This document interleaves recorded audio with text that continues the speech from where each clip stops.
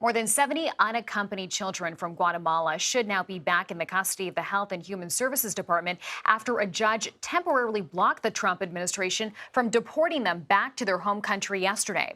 Now, the unaccompanied minors were already on planes. They were ready to take off from Texas when the federal judge issued her order on Sunday. The federal judge ruled the Trump administration could not send the children back to Guatemala unless they had a deportation order. The White House has not yet commented. For more on this, let's now bring in CBS News immigration and politics reporter Camilo Montoya-Galvez.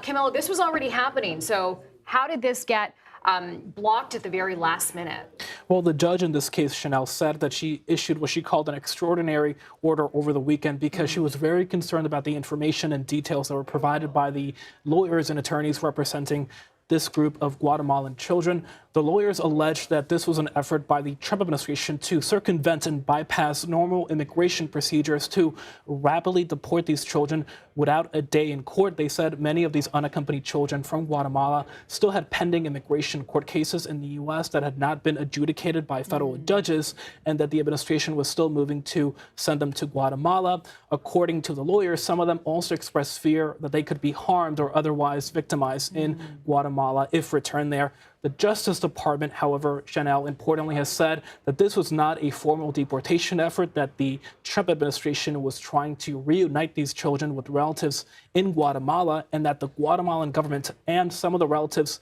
for these children actually requested the return. So this is a setback for the Trump administration's immigration crackdown, but it's also a case in which the two parties are saying starkly different things. Right. So interesting. So we also know, Camilla, this is a temporary order. So what does that mean? And what happens next? That's right. It's a temporary restraining order that lasts for 14 days or 2 weeks, but it could be extended by this judge. Importantly, the Justice Department also said that they strongly disagree with this order and that they will try to have a higher court, an appellate court, stay it for the time being. So it could be possible that the Trump administration revives this effort to deport these children in the future. And as you mentioned off the top, we're hearing sort of two different narratives of why this was supposed to happen. What are lawyers for some of these children actually saying? Well, there's a law that they're citing that's called the Trafficking Victims Reauthorization Act of 2008 that actually protects unaccompanied children who are not from Mexico from speedy deportations. It mandates that the government here in the U.S.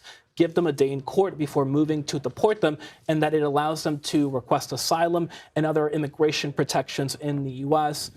The lawyers are saying the administration did not follow that law and the process outlined by that law, and that it was using this excuse, what they call an excuse of reunification, to deport them summarily without any due process. Got it. Okay, lots to follow on this story. Well, we know you'll stay on top of it. Camilo, thank you so much.